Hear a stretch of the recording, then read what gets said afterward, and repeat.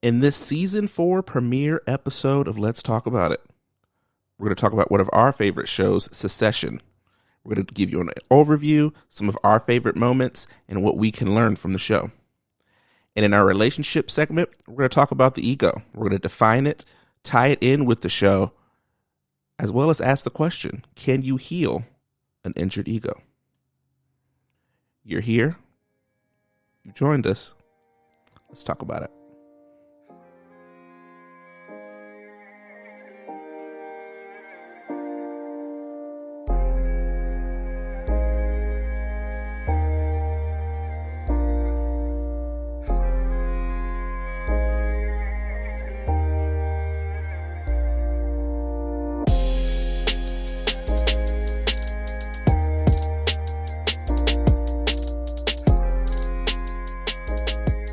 Oh, yeah, that sounds good.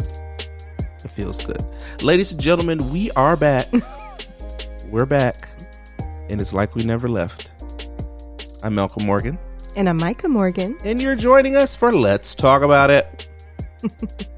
Micah, I feel like we have it turned on the microphones, fired up the old Roadcaster, and talked about our favorite things in quite a long time. Yeah. How are you going to update the people today? Oh, wow. Well, still have the same name, still living where we used to when we recorded the last time. Yes. Yeah. Wow. I mean, We've been gone for this long, and that's all you have to say to our adoring fans. listen, first off, I think it's something to celebrate that we've had stability and and no, not very much change. I mean, you're making people think we've been living in the streets, What do you just mean? recording podcasts in random locations.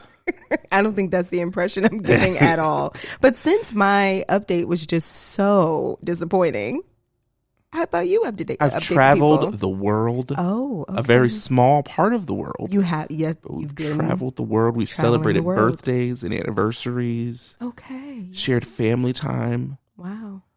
been successfully navigating our careers. It's just been such a fulfilling time Wow. You know what? in this break. You're right. My update was very disappointing Thank compared you. to that. Kids, this is what a professional podcasting looks like. Anyway, thank you guys for joining us. We've really missed you guys. Yeah. And we're excited to get this season kicked off, season 4, Finally. with a banger. One of our favorite shows over the last few years that we've watched, the HBO hit Succession. If we had the rights, we would start playing the intro, but we do would. not, and we are not paying for that. So, But the intro is iconic. I freaking iconic. It's Game of Thrones level for sure. Yeah. And Sopranos level. Yeah. I mean, every time I hear the HBO sound, the next thing in my brain that comes out is Soprano song, Yeah. no matter what I'm watching. That's fair. But Succession, we won't rank it in the pantheon of shows. We're not gonna go that deep, but we're just gonna talk a little bit about the show. Want to warn all of you, this will be a spoiler cast. Absolutely. We are going to spoil the show. We're not saving anything. Nope. Or skip anything. We won't be able to talk about everything, obviously, but There's no holding back. there will be spoilers. So if you haven't seen the show, if you've been waiting, leave now. And but come back. Come back back. for the second segment. For the second segment, even though we will be talking about Succession in that segment too. So. Oh, that's true. There will be spoilers then. Yeah. Okay. Maybe meet us in episode 2 then. So Succession, it is about the Roy family, a family that owns a large media and entertainment conglomerate called Waystar Royco. They have television stations, they have newspapers, they have local news stations, they have a cruise division, they have a movie division, they put satellites in space. It's just a huge, enormous company. A little sprinkle of organized crime on top. Okay. What? I don't know about that, but you think all crime is organized crime. So, I mean, if it's pre-planned. The family is headed by the patriarch Logan Roy, founder of the company. I believe he's from Ireland, came to America and built this company into the behemoth that it became. And then he has 4 children. Connor, who honestly will not talk a lot about in this poor show. Connor. He's the oldest, but he is the least involved in the family affairs and has some concerning behavior that we just won't get a chance to address. But he's one of the most interesting characters of the show. He is, bless his heart. Kendall, who LOL is the oldest. Is the oldest son. Second kid, oldest, according to him. And it is also worth noting Connor has a different mom. Yes, Connor does have a different mom than the other three kids. Yeah. Who's not talked about very often and not talked about fondly when she is. Exactly. Anyway, Kendall, the oldest, second kid, is when we come into the show, is the heir apparent. It's going to take over for his father as the chairman and CEO of Waystar Royco. Spoiler alert, that does not happen. It very much does not. His father kind of pulls the rug out from under him. He's had some drug issues in the past. And he is a guy that likes to talk in buzzwords. Oh my gosh. He's talking in keywords all the time. I don't think he said a full sentence the whole show. Everything is just clickbait, grab bag of keywords. Bullet points. Next oldest is Roman Roy. Wait, no. Shiv is next. No, Shiv is the youngest. No, Roman is the youngest. Look it up. Shiv is the youngest. Is she really? Yeah. Oh, my bad, y'all. You can look it up. You can confirm it for me. Okay. But next in the age order is Roman Roy, who is, when the show starts, he is not involved with the company at the time. He was, and kind of had some issues that caused him to leave, but Logan, being the wonderful father that he is, brings him back in to make him think that he could be the one to run the company. And starts to pit those siblings against themselves. And the youngest is Shiv Roy, or Siobhan Roy. She is... You are right. Thank you. She is outside of the company completely when the show starts. She's a political analyst that works for people running for office, usually congressmen, Congress senators, trying to also work to get them to become president. So she's completely outside of the sphere, but not necessarily because she doesn't want to be. It's because she's trying to build something for her own and hopefully can work her way back into her father's good graces to hopefully be considered for the CEO job. And she is married to a wonderful, wonderful Midwestern young man by the name of Tom Wambsgans. That was quite the mouthful. It is. All of it is.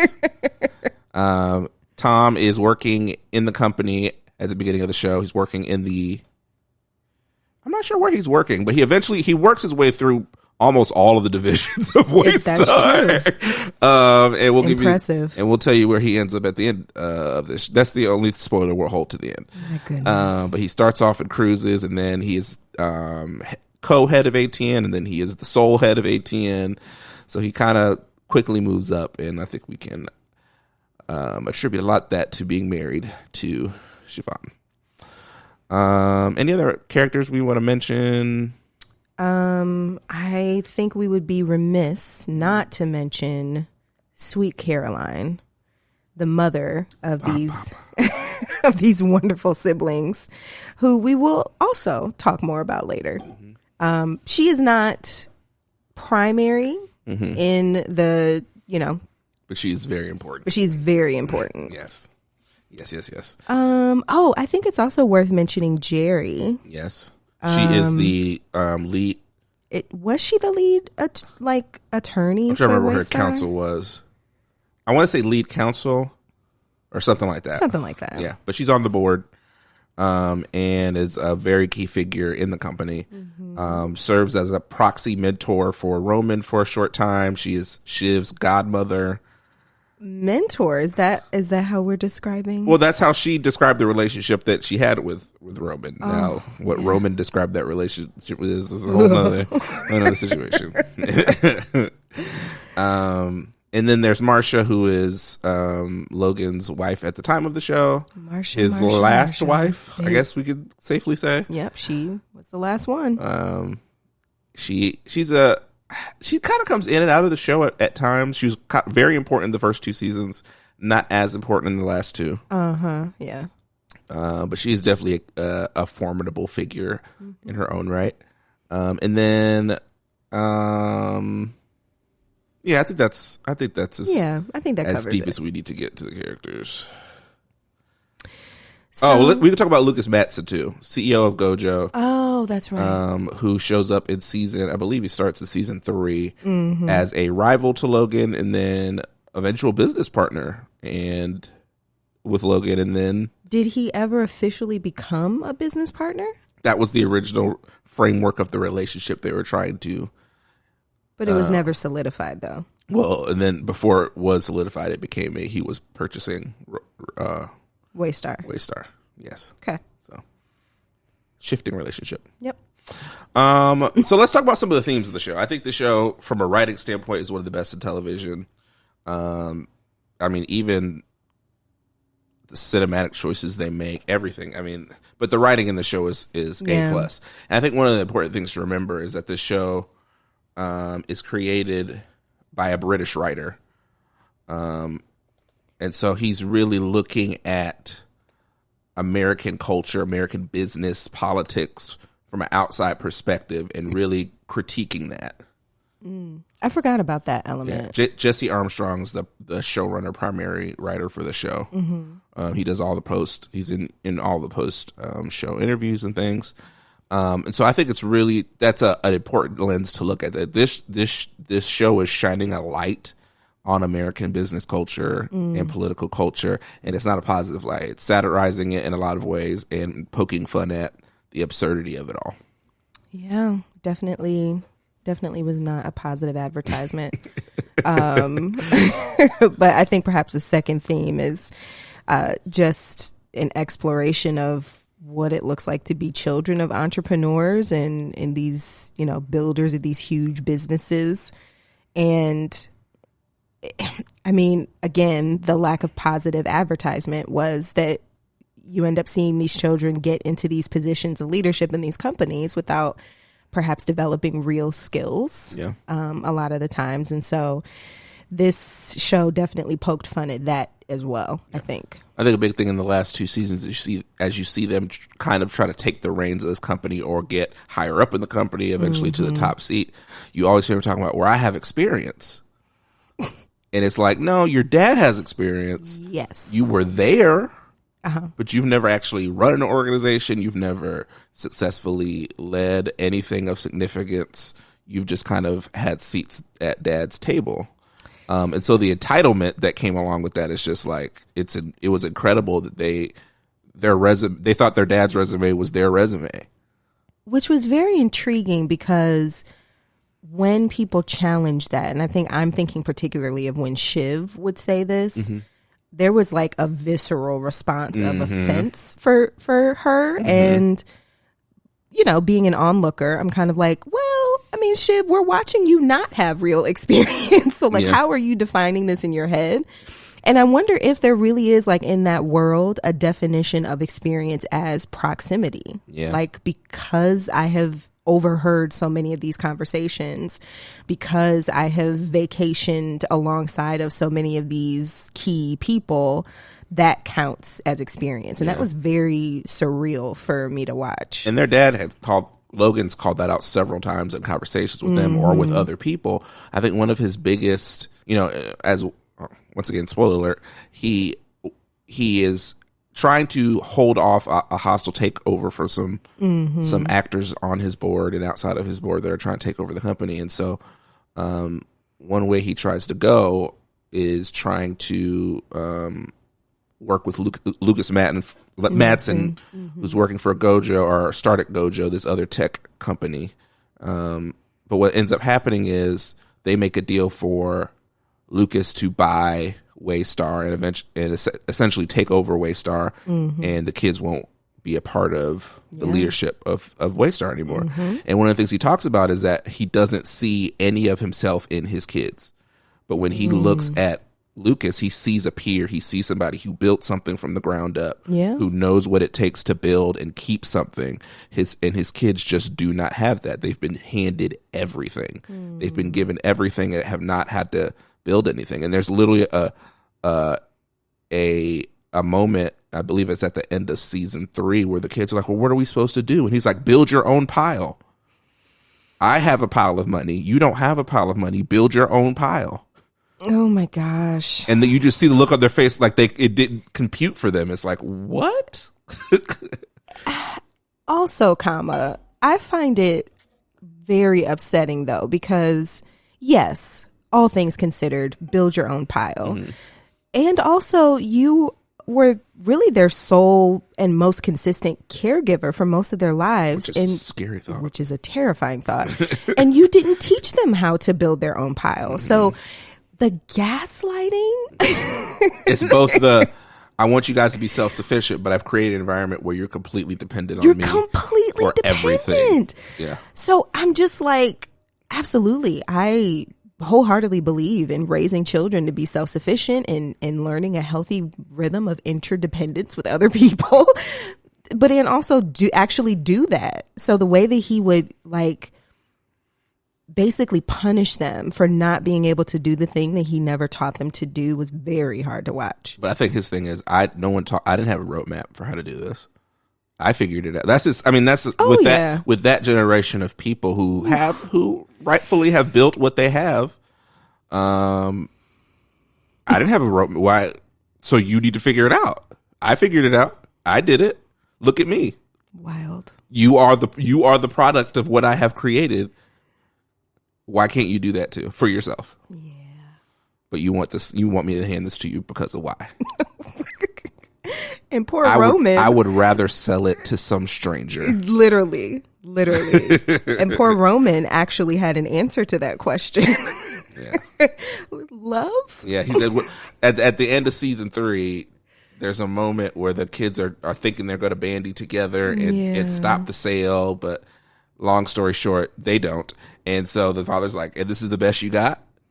What did you come here with?" I won't use the colorful language you used to say what you came in with, but what did you come here with? And the Roman goes, "Love." You come at me with love? Oh my god! Like he was offended. He was flummoxed, flabbergasted that his son would imagine that his father would be moved by love for him. His dad has a bazooka, a knife, 2 AKs, and a sniper on the roof, and you come here with love? With love? Poor Roman. Hold up your love while I fire everything I've got at you. Let me know how it goes. And this, my friends, is the epitome of this relationship. Yeah. I think another big part of the show is that wealth corrupts completely. You see the characters that have everything when they come into the show, and there's people like Tom who came from nothing. Mm-hmm. People like Greg who, at the beginning of the show, you're kind of endeared to him. Because you're like, oh, he's so innocent. And then by the end of the show, he's one of the nasty brothers, and he has a carnage of women in his wake that he has discarded. Solid imagery. Yeah. And so you see these people that the higher they get up, the more. Mm-hmm. I mean, I think to me, one of the best examples of this is Kendall, who spends the whole show basically putting himself as an advertisement of being the anti his dad. Like, my dad is a terrible person. I'm the alternative because I'm a good person. Yeah. But then you watch over 4 seasons of him not being a good person. And you see him slowly start becoming his father, and his relationship with his ex-wife, Rava, his 2 kids, which you can make an argument that he tries. I will make the argument that he really did not get a lot of effort to be a good father to them. You just won't give Kendall no absolutely not grace. Absolutely not. Poor Kendall. Watched his son get smacked. He said stop, which is him trying. Yeah. Even his ex-wife was like, "Oh wait, thanks, Kendall, appreciate it." In his defense, he reacted harder when Logan hit his brother than when Logan hit his son. You know what? Yeah, you have a point there. I'll hand you that one back. I'll take that out. Logan likes to hit people, guys. Just want to throw that out there. Yep, he does. So you see this idea that wealth, there's just nothing redeeming, and you see that in all these characters. All these characters, at some point, you're like, you know what? I think this is the guy I want. And then in 2 episodes, you're like, God, you need to go to jail. Like, you don't even just need to stop. You need to go straight to prison. Yeah. Yeah, there were no heroes in the show for sure. No heroes in Succession, kids. Not a one. Do not find your role models in Succession. unless it's Jess. Unless it's Kendall's. Unless it's Kendall's assistant Jess. She was a ride or die. She was a real one. She rode with him through drug addiction, through verbal abuse, through a couple suicide all kind of potential murder, crazy birthday party ideas, that borderline abuse. Just trying to kill his father on so many different occasions. Trying to end democracy. Like, she was there. She's like, I am here for you. Yeah. And the wheels fell off. And Jess was like, you know what? I need to get out of here. I resign. One of the most emotionally manipulative requested resignations I've ever seen. Yes. So, yeah, Jess may be the only hero in the entire show. Yeah. Jess, and I think maybe Connor, the real oldest, his wife. She actually starts to stand up for Connor, because no one stands up for Connor for any reason. So Connor is the actual oldest kid. He's the one that has a different mom than the other three. And there's actually a moment when they're all sitting at a table and Kendall says, well, I'm the oldest. I was supposed to be the next one. And Connor just kind of looks at him like, but you're not the oldest. And so and then Kendall says, but come on. Oh, Connor, come on. Oh. As if Connor is not going exist. to agree. Like, I'm sitting here as living proof that you're wrong. It was amazing. He's so disregarded in this whole thing. Oh my goodness. That was to the point that he runs for president just because he needs to feel important. Yeah. And he loses very quickly. Very badly and quickly, and flames out. No matter how much his siblings make fun of him, like, hey, how does it feel to go from doing nothing to running for president? Like, you think that's a natural progression? Oh my goodness. But to her credit, I'm forgetting her name. I can't remember her name either. She is a former, what's the word we're using? Sex worker who Connor falls in love with. And it's debatable. Willa. Go Willa. She is clearly at the beginning of the show just using him for money. Fund her play, fund what she wants to do. And honestly, to her credit, she continued to be honest about that. She was very honest, and Connor was very naive. He was. And just kept lavishing her with all sorts of love, and Willow was just like, oh. It worked for them. Just kind of going, oh. And then, but by the end of the show, even though you could tell that she is literally dying being with this man, she defends him at family functions, defends him to strangers who try to say bad things about him. Like, she is his fiercest and only defender. That relationship has a lot of issues, but her support of Connor's foolishness is not one of them. But you know what? There was a moment where, I forget who he was talking to. It might have been, I think it was after Logan finishes telling the siblings that I love you, but you're not serious people. Mm-hmm. And then that is when Connor has his monologue about why he no longer needs love. Mm-hmm. And he starts to basically accuse the other three siblings of being failures and continuing to fail because you're still trying to get love and you're not going to get it. Mm-hmm. And so I think there's a sympathy that Willa has for Connor because she can see that in him, that he's been broken so much that he doesn't even try to get authentic love anymore. Yeah. And I think she was endeared by that and wants to sympathize and be protective of that. So from here, I want to pivot to our favorite moments. And that quote that you just read off is one of, I think, a central thing for the whole show. Yeah. I love you, but you're not serious people. And so Logan says this after, I believe it's in the last season. This is the last season. I think so. And the kids are now trying to branch out on their own and do their own thing. And there's this point where there's this legacy media company. It's essentially if Waystar is the Fox News of this universe, this other news is the other opposite side of the political spectrum. And Logan has been trying to buy them apparently since they existed. That's because this is like his white whale. If he gets this, he feels like his legacy is cemented. And So the kids know this. And so the kids are actually starting to build up their own thing, and they stop doing that and focus all of their attention and money on buying this thing that they know their dad wants. Yeah. And so at this seminal moment before I don't know if they have bid yet or started bidding yet. Yeah. And they're negotiating about, he's trying to get them to come back in some way, back into the company and stop all this foolishness. And the kids are like, why would we stop? Well, we have something brewing and all this stuff. And they kind of go back and forth. And finally he just says, I love you. I love all of you. But y'all are not serious people. Which is pretty much there's no lie in any of that. It hurts. It's very painful. And it took 4 seasons, but there's no lie in it. I mean, the first part is still questionable. Well, does he love his children? That's whatever love means. Love? Love? I mean, legit. I don't know if he's capable. But yeah, definitely the second part of the quote. And I think you see that in the way that other people in the company deal with them, that other business people that know what they're doing, they don't take them seriously. Mm-hmm. Yeah. Not serious people. Your daddy's little helpers. Yeah, which again, you created these not serious people. So there's that. Yeah. I mean, how can we continue a list of favorite moments if not mentioning the copious amounts of times that Logan shouted F off at people? Yes. I mean, the montages that are now available online of him just saying that is, I mean, chef's kiss. Yes. But also, I think it also shows how dismissive he is relationally. Like just a constant pattern of someone trying to engage with him seriously or to try to elicit any emotional response from him that's human. And you pretty much know what he's going to say. It's going to be F off. Mm-hmm. So that's like a quintessential quote of the show. It sums him up so well. Yeah.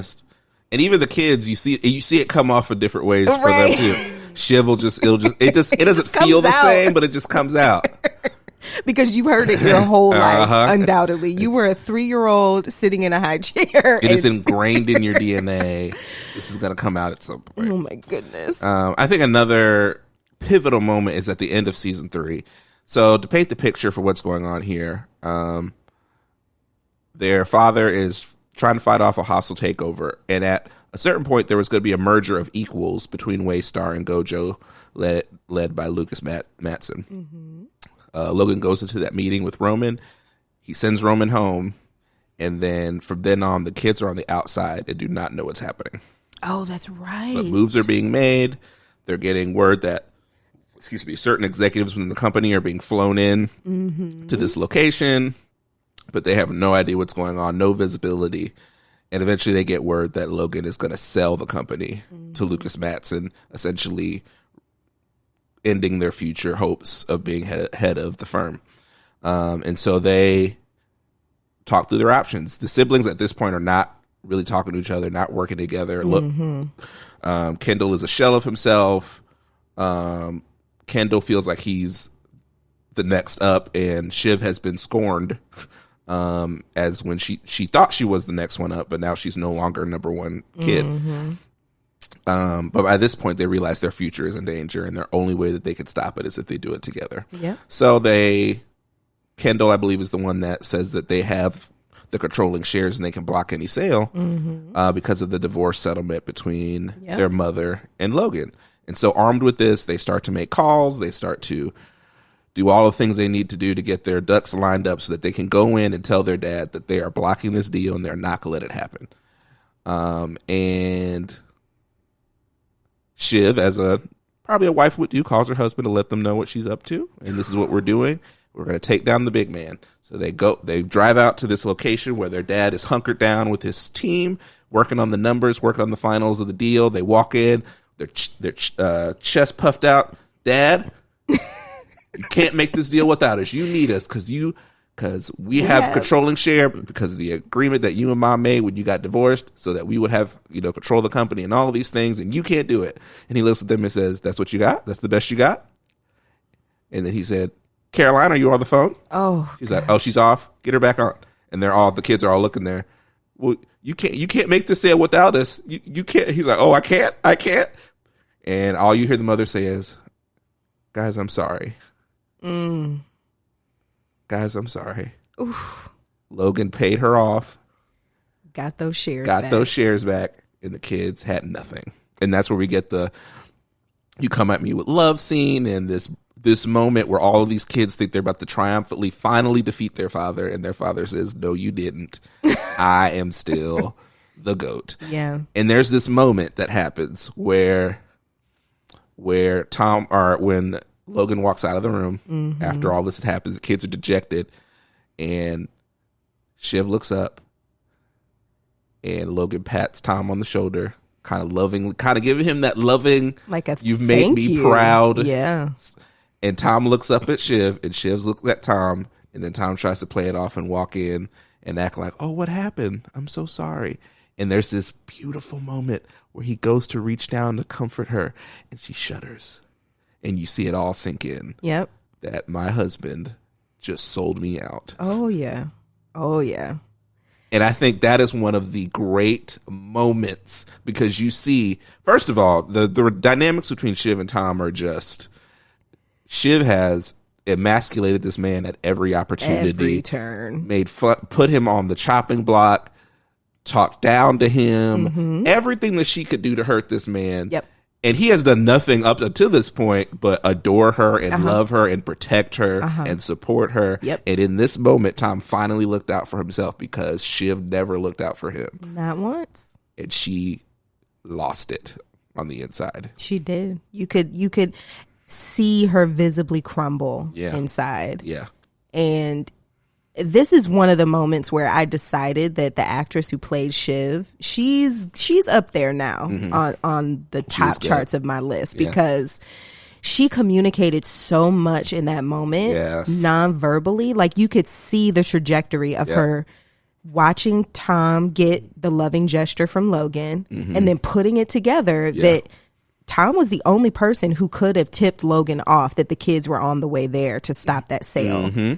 And then once she realized that, and then saw him walk toward her and play it off, and you could almost see in her face like are you seriously going to let me see you do this to me and pretend like I don't see you doing this to me? But it never crossed her mind that was even possible, that he would do that. Tom is this Midwestern guy who I brought in, who is reliant on me for his status, for everything that he needs. There is not a version of the multiverse where this happens to her. Oh, not the multiverse. And so she had to see it happening in her face.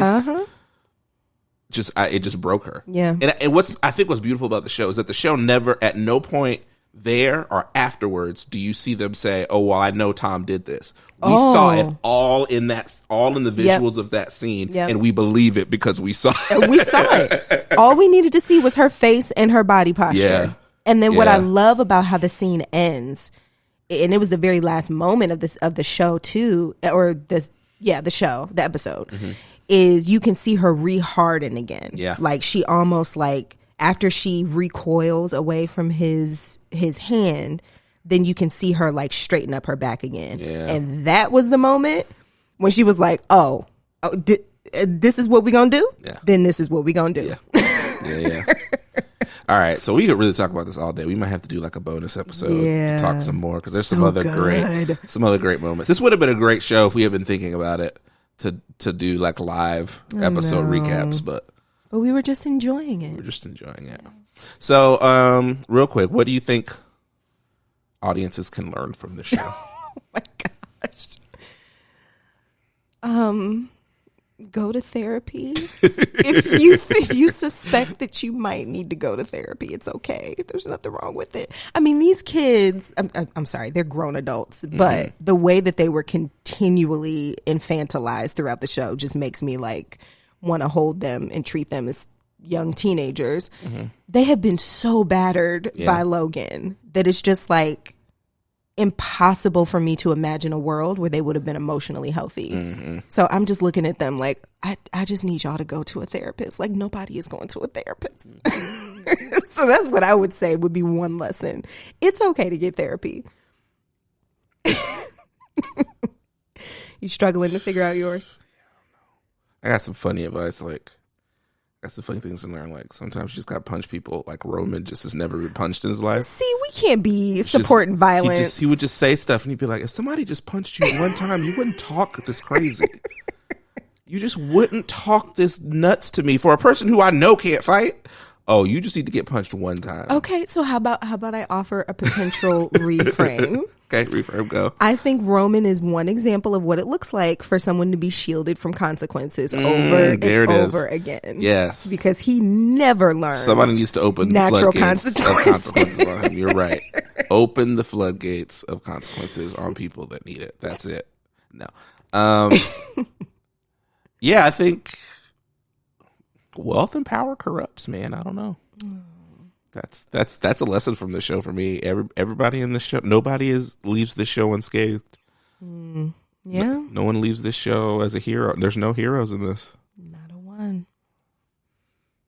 Well, give away all your possessions, folks. Let us know what you think. If you want us to do some more Secession, you want to hear us bonus episode or video of us talking about this more, we have so much more we can talk about. So much, hours and hours worth. It would be so much fun. So, very smooth segue.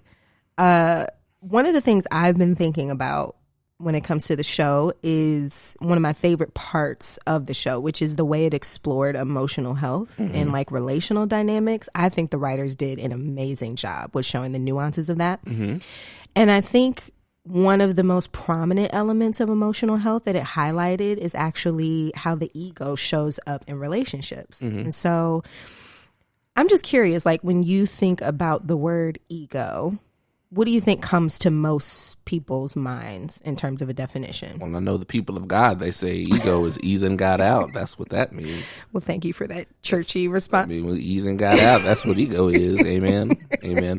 No, I think ego is... It's all about self. I mean, that's like an oversimplification, but it's all about self. The view of self, the treatment of self, the projection of self. That's what ego is about. And so I think a lot of what's misunderstood about ego is that ego is bad. But I think a healthy ego, allows you to have a certain level of self-confidence without delusions of grandeur. Yeah. It helps you feel a level of safety, comfort, and security within your own skin. But I think the part that gets talked about the most, that is glamorized the most, is the over ego, the ones that push others down to lift up themselves, that think more highly of themselves than others, and think they're the best thing since sliced bread. No, that was pretty solid. Yeah. I mean, coming from the mental health world, most of us, when we go through, grad school or whatever program that we go through to get our licensure, we learn about Sigmund Freud, which, he was a neurologist who, did a lot of trailblazing work in psychology. And so we actually get the term ego from him. Yeah. And his work in Austria. And since then, we have actually debunked a lot of what he came up with when it comes to his idea of the ego. In a nutshell, he envisioned the ego as kind of a part of our mentality or our psyche that tries to negotiate between our very uncontrollable desires, called the id, and our sense of like morality or what's right and wrong, called the superego. So the ego, he believed, was kind of the thing in the middle that tried to figure out, okay, which part of myself am I going to say yes to in this moment? So really, since then, research has basically debunked the idea that there's something called an ego, but we still have continued to research and find that there is something called like a sense of self. Yeah. Which is kind of this, I think you described it really well. It's this picture of ourselves that we hold from the inside out. And so just as a disclaimer, as we continue having this conversation, dear listener, we're going to keep using the word ego, but it's really going to be that sense of self kind of idea. Yeah. Like self-esteem, self-value, self-worth. And so one of the things that stood out to me in the show that I think was really demonstrated very well when it comes to a sense of self or an ego is that there's a spectrum of how well a person can basically say yes or no to their own desires when they come up against the desires of someone else. Mm-hmm. So if you have a really fragile ego or sense of self, it's very difficult for you to do that. Yeah. And if you have a pretty healthy sense of self, it's pretty easy for you to kind of still live up to your own desires. Mm-hmm. So when you kind of think about that picture of ego or sense of self, which one of the characters like comes to mind for you? For which side? If any.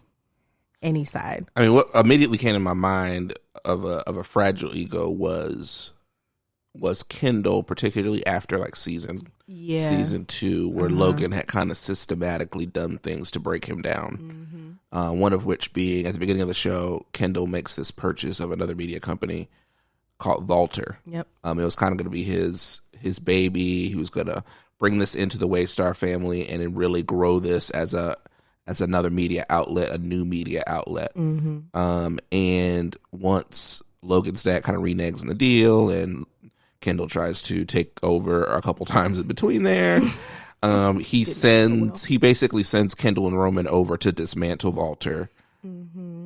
pick the bones of what's the good parts of it and shut it down, and make Kendall be the one to have to tell the company tell people that work there that they're done. Yep. And I mean, and when the people at Valter asked, why did you do it? He said, because my dad told me to. Mm-hmm. And that's all he could say, because this was kind of the last, we watched him tear down the last vestiges of whatever his leadership was when he was the short time he was CEO. Right. And also the last vestiges of his ego, watching him dismantle this thing that he was the lead person behind and the mm-hmm. visionary to help bring into the Waystar family, and he had to go in there, dismantle it himself. Yeah. And I think one of the tangible demonstrations of just how fragile his sense of self was is when he let an employee spit in his face. Yep. And like you could just see the stoic, flat mm-hmm. facial expression that he maintained. Mm-hmm. And that for me was a picture of like his sense of, I'm going to hold to my own desires and sense of right and wrong, no matter what anyone else says, was just not there. And there's another moment, too, that I think it's not long after that, when Shiv is starting to assume some responsibility in hopes of eventually being handed the torch. Mm-hmm. And Shiv thinks that Kendall is trying to make a play, even though Kendall is a broken, shattered man. Mm. And he basically says, hey, when you take over, like, take care of me, because when dad's done with me, I don't know what I'm going to do. Oh, that's right. And he's crying in her arms, and she's like, oh, wow. Yeah. So you see this moment where he's like, without dad kind of pulling the strings and putting me in places, I don't have a purpose. Mm-hmm. I need you to give me purpose. Yeah. And that's just it. That was one of the most heartbreaking moments of the show, because you see Kendall, it's just like he's gone. Yeah. He's gone at this point. He's a shell of himself. Yeah. And that's what's so interesting about the show, is because of just how emotionally unhealthy Logan is. Mm-hmm. And I would even be willing to say, I mean, as a therapist, we are not supposed to diagnose anyone that we are not sharing a formal nobody's listening client relationship with. But if there was anybody I was willing to call someone that has a narcissistic personality disorder, it would be Logan mm-hmm. Roy. And it's just the way that he manipulated these kids' sense of worth mm-hmm. constantly. Like he would dangle something in front of them that he knows that he wants, which for all of them is a chance to experience affirmation from him as a part of the business. That's pretty much. Well, the biggest affirmation is that you are the one that's going to take over my legacy. Right. That's the biggest carrot. And like you said, he knew how to wield that. Mm-hmm. Even when people were on that, like Shiv, who had started to build a successful career with somebody, even at a certain point, she was working for a senator who was on track to be nominated and maybe even be president. Yep. And she stepped away from that just for not even a promise, but a chance. A chance. She's like, I can't. This is what I really want. I want my dad to look at me as the one. But didn't Logan, like, once he caught wind of how well it was going, didn't he initiate that conversation with her to make her come over? Yeah, he did. Yeah. But he knew exactly what to say to her. Exactly. He said, I always thought you were the one, Pinky. Ooh. Used her little nickname too. Lies. I always thought you were the one. Essentially you're the best parts of me. Like, you have all of that. You've gone out there and done your own thing. Deception. You have all the parts.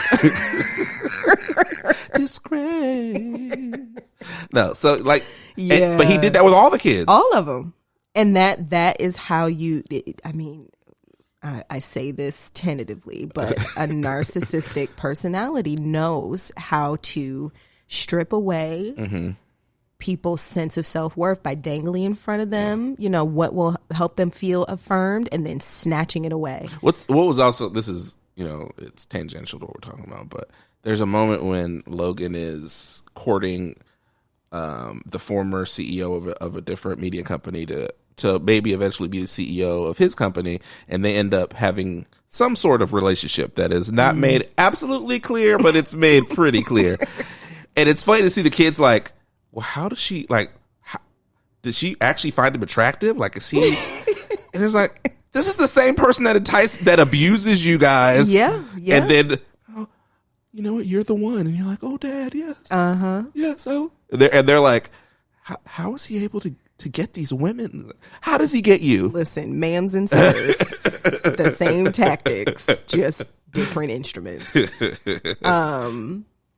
But yeah, I would be remiss if I didn't mention Logan's trauma and what made him, which is consistent with most of the research that we've done so far on narcissistic personality disorder. There's typically significant trauma in the childhood that creates, the dynamics, that people fall into in adulthood. And that's what's so complicated about the show. And of course, the writers don't give us that nugget of information until the funeral.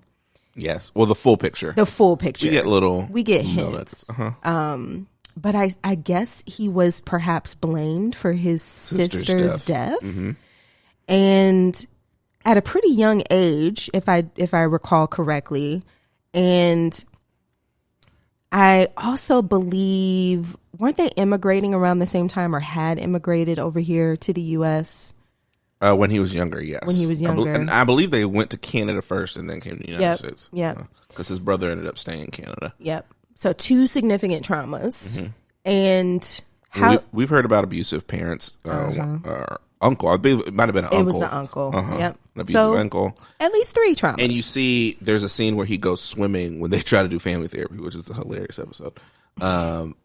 And he gets out of the pool, and you see these scars. They never talk about it, but he has these scars all over his back. That's right. Yeah.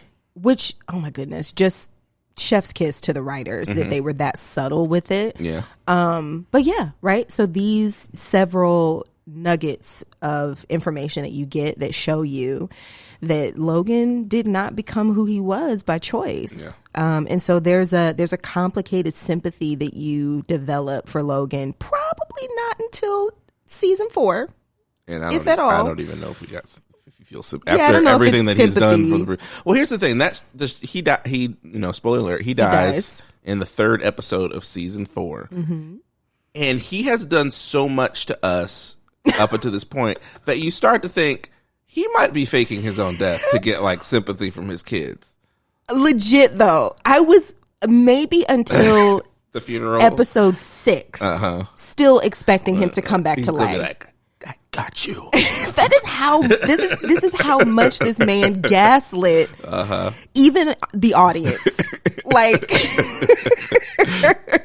so yeah, you're right. Perhaps sympathy is not the right word, but you get context. Yeah, you get context for who he is and how he has managed to create children with no sense of self outside of him.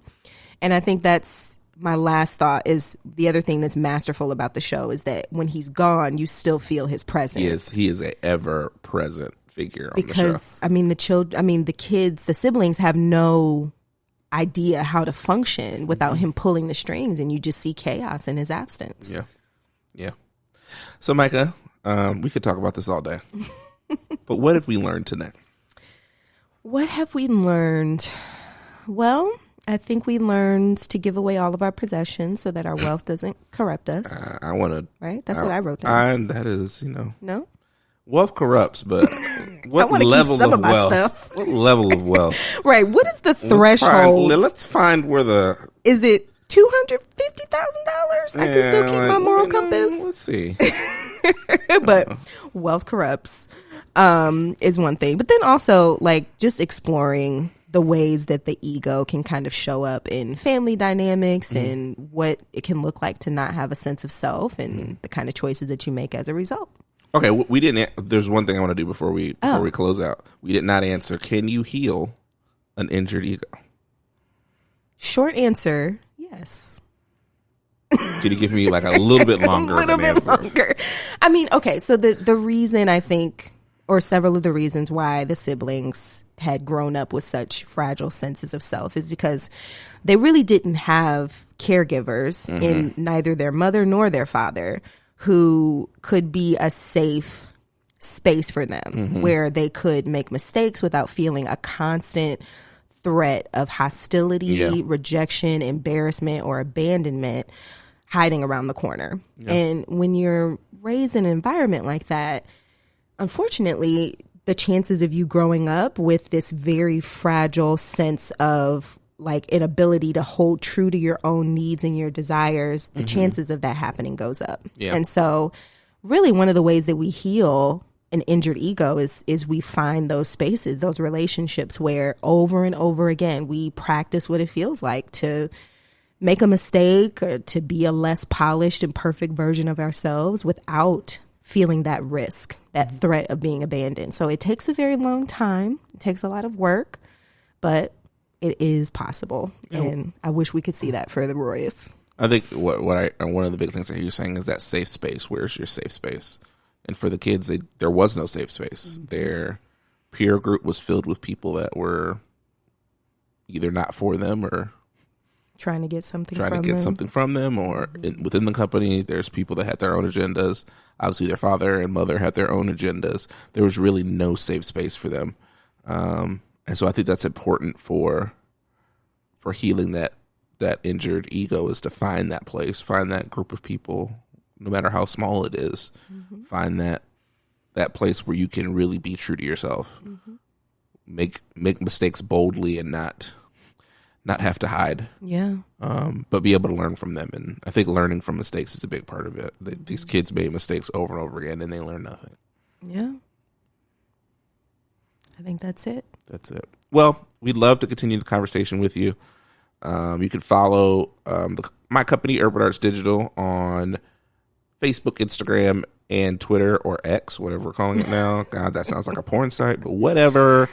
At Urban Arts Digital on Facebook and Instagram, and at Urban Arts DIG on Twitter. You can follow us on social media. Micah, you have recently changed your social media diet, whatever you want to call it. Where can people find you now? Yeah, I'm no longer on X. You can find me on Instagram at j.marie.morgan.